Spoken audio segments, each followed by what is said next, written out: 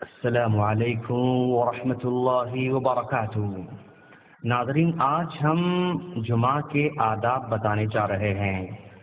جمعہ کے کچھ آداب ہیں جن کا پاس و لحاظ رکھنا ایک مسلمان کے لیے نہایت ہی ضروری ہے۔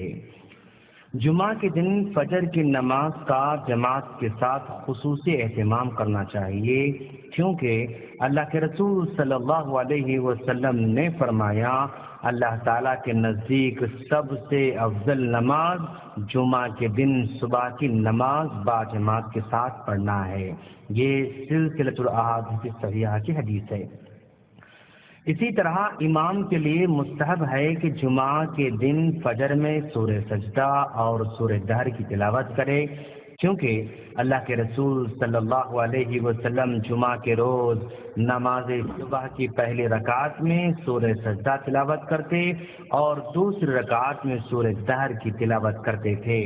یہ بخاری اور مسلم کی روایت ہے۔ اسی طرح جمعہ کے دن غسل کرنے کی بڑی تاکید آئی ہے۔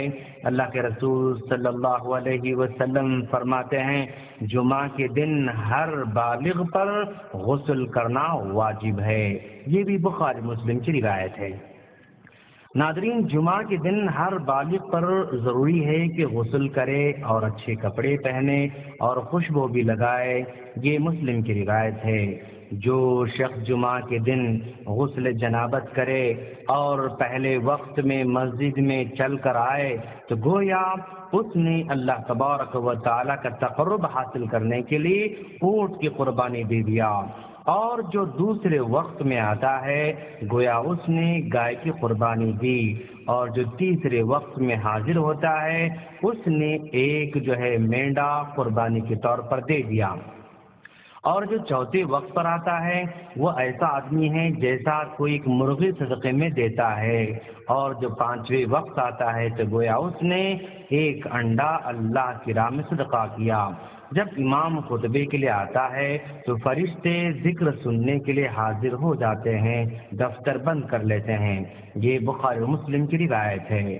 ناظرین، مسجد میں داخل ہونے کے بعد بیٹھنے کے بجائے حسب استطاعت نوافل کا اہتمام کرنا چاہیے، کیونکہ اللہ کے رسول صلی اللہ علیہ وسلم کا فرمان ہے، جو شخص جمعہ کے دن غسل کرتا ہے، استطاعت کے مطابق اچھی طرح وضو کرتا ہے، تیل لگاتا ہے یا خوشبو لگاتا ہے اور پھر مسجد میں پہنچ جاتا ہے اور دو آدمیوں کے درمیان تفریق کرتے ہوئے آگے نہیں بڑھتا، اور جو اس کے مقدر میں ہے اتنی نماز پڑھتا ہے، پھر امام کے خطبے میں خاموش رہتا ہے، تو ایسے آدمی کے لیے اگلے جمعے تک اس کے گناہ معاف کر دیے جاتے ہیں، بشرطے کہ بڑے گناہوں کے ارتکاب نہ کرے۔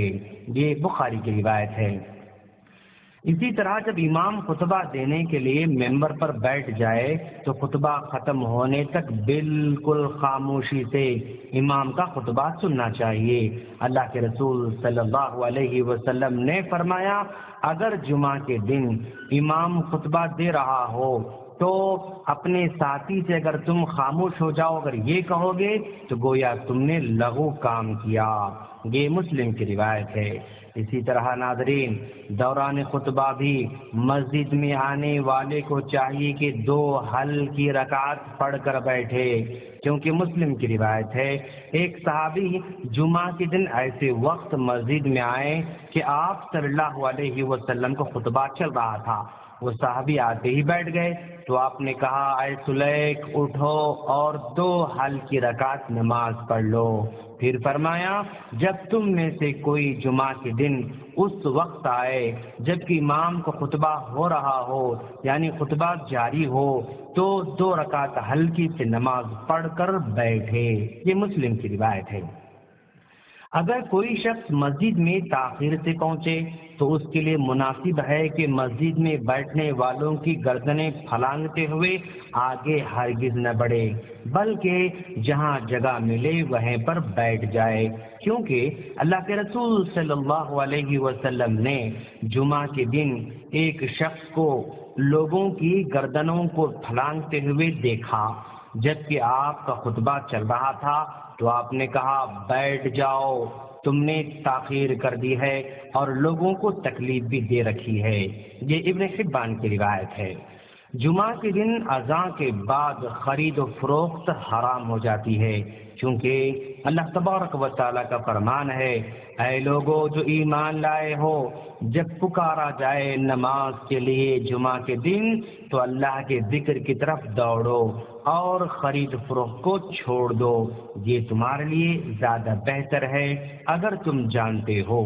یہ سورہ جمعہ آیت نمبر 9 ہے۔ واضح رہے کہ خرید و فروخت یہ حرمت جمعہ کے دن اس اذان سے متعلق ہے جو کہ امام کے ممبر پر بیٹھنے کے بعد کی جاتی ہے۔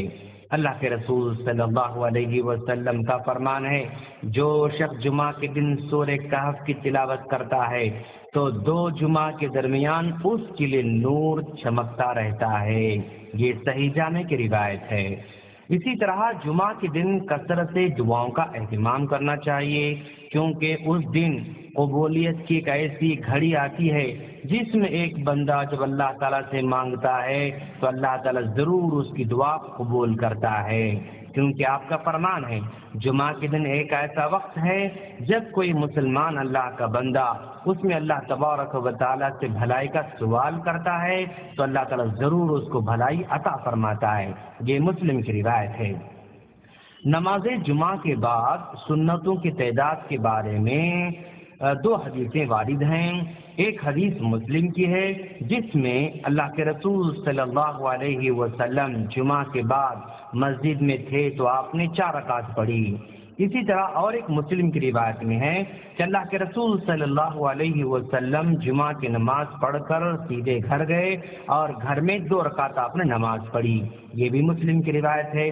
ان دونوں احادیث کو رکھتے ہوئے شیخ الاسلام ابن تیمیہ رحمہ اللہ نے کہا ہے کہ اگر کوئی آدمی جمعہ کے بعد سنتیں مسجد ہی میں پڑھ رہا ہے تو اس کو 4 رکعت سنتیں پڑھنا چاہیے، اور اگر کوئی گھر میں جا کر سنتیں پڑھنا چاہتا ہے تو وہ اپنے گھر میں 2 رکعت سنتیں پڑھ لے، تو اس طرح دونوں حدیثیں برابر ہو جائیں گی۔